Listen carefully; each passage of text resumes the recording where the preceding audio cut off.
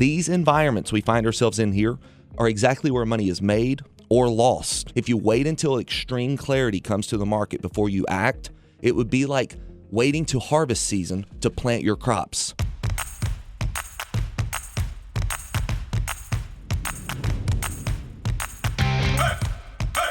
Theoretically, the market is in a little bit of a slump here, but if we zoom out big picture, we're definitely higher than we were a year ago. We're about 6 to 7%, depending on what index you're looking at, 6 to 7% from our all-time highs in the S&P 500, particularly around 7% from all-time highs. And, we talk a lot about this 10% pullback being a normal pullback for the market. In just about every year for the last 60 plus years, you've seen a 10% pullback of some kind for some reason.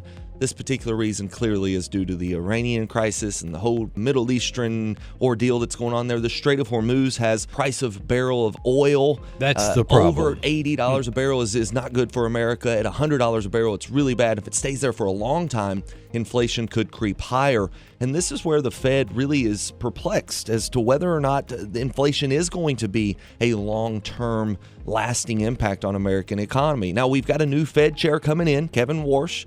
And he has said as recent as yesterday that he still wants to cut interest rates, which could be a good thing for the consumer. We just got to be careful with inflation. So if we just assume that we're in this for the long haul, if we're in a portfolio of stocks, bonds, whatever it is that you're buying, the assets that you hold in your 401k or your IRAs, thinking about your timeline and your time horizon, Larry, becomes the very important piece right here, because these environments we find ourselves in here are exactly where money is made or lost for a very long time.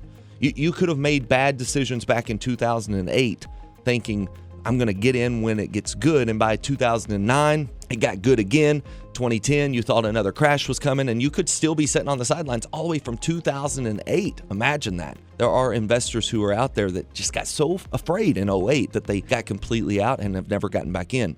I don't think this is a 2008 type scenario here, not by a long shot.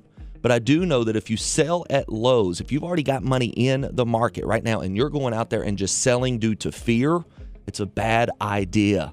Now, you've got to stick with your plan, and I think that we can break investors down into two different phases. One that is still far away from retirement. They're investing to grow their money.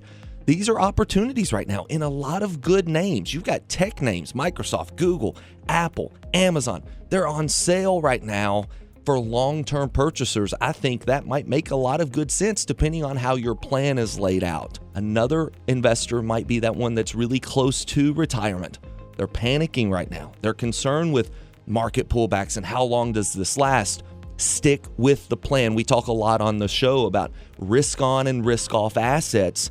How do you need income to be generated from your portfolio? Those assets right now that we call risk off should be generating that income for you right now. And if they don't, you need to get back with your advisor and derive that plan. One last piece of information here I'll give you is the S&P 500 being the kind of the determining factor of the overall market. Let's say that's the benchmark of the market. There are a lot of stocks that have outperformed the S&P 500 year to date.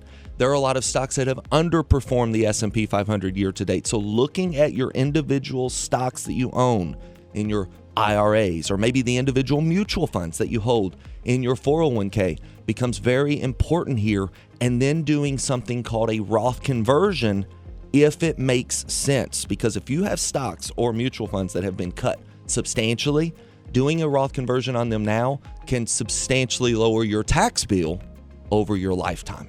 This is something we'll talk about again in the show coming tomorrow. This Saturday. Yes, tomorrow. Dale, good to have you on the Big Dog. Absolutely. And you've got pep in your step. Yes. Yeah. You're optimistic. Why not? Why not? And, optimism, clearly pessimism sells. Pessimism gets the clicks. It's the end of the world. Somebody wants to see what that means. Never bet on the end of the world, Larry, because you only write once, and even then you still lose. You've got to realize that this will pass. And when it does, how does your plan look on the back end of that? We've got to go into it with a solid plan.